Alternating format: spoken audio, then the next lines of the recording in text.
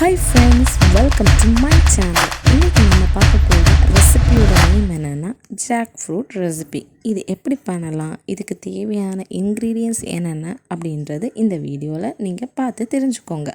அதுக்கு முன்னாடி நம்ம சேனலை இன்னும் சப்ஸ்கிரைப் பண்ணாதவங்க சப்ஸ்கிரைப் பண்ணுங்கள், அப்புறம் லைக் பண்ணுங்கள், அப்புறம் உங்கள் ஃப்ரெண்ட்ஸுக்கும் ஃபேமிலிஸுக்கும் ஷேர் பண்ணுங்கள். இந்த வீடியோ உங்களுக்கு பிடிச்சிருந்ததுன்னா கண்டிப்பாக இதை ட்ரை பண்ணியும் பார்த்துக்கோங்க.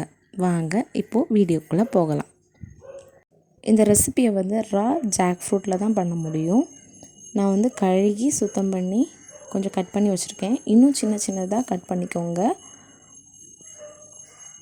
அதுக்கப்புறமா இதோட சீடையும் இதோட அவுட்டர் லேயர்ஸ் இது எல்லாமே ரிமூவ் பண்ணிக்கிட்டு சின்ன சின்னதாக கட் பண்ணிக்கோங்க. இந்த மாதிரி கட் பண்ணி வச்சுக்கோங்க, அப்போ தான் நல்லா சீக்கிரமாக வேகும். அதுக்கப்புறமா ஹாஃப் கோகோனட் எடுத்துக்கோங்க.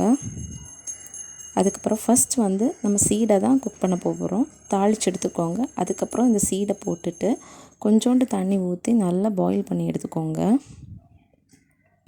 அது நல்லா பாயில் ஆனதுக்கப்புறமா நம்ம எடுத்து வச்சுருக்கிற கோகோனட்டில் 1 ஸ்பூன் மிளகு பொடியும் 1/2 ஸ்பூன் மஞ்சள் பொடியும் அதுக்கப்புறம் கறி லீஃபும் 1/2 ஸ்பூன் ஜீரகம் 2 பல் பூண்டும் போட்டு குறைய அரைச்சிக்கோங்க. தண்ணி நல்லா கொதிக்குது. இந்த சீடு நல்லா வெந்ததுக்கப்புறமா தேவையான அளவு உப்பு போட்டுக்கோங்க. நல்லா கிளறி விட்டுக்கோங்க. அதுக்கப்புறமா நம்ம அரைச்சி வச்சுருக்கிற தேங்காயை இதில் போட்டுக்கோங்க.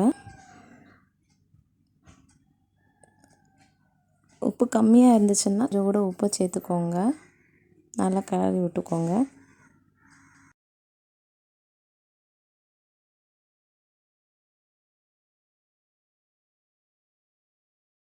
அப்புறமா கட் பண்ணி வச்சுருக்க ரா ஜாக் ஃப்ரூட்டை இதில் போட்டு நல்லா கிளறி விட்டுக்கோங்க.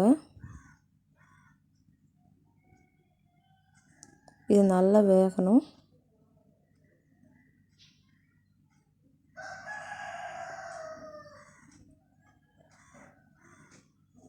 இவ்வளவு தாங்க, நம்மளோட ஜாக் ஃப்ரூட் ரெசிபி ரெடி ஆயிடுச்சு.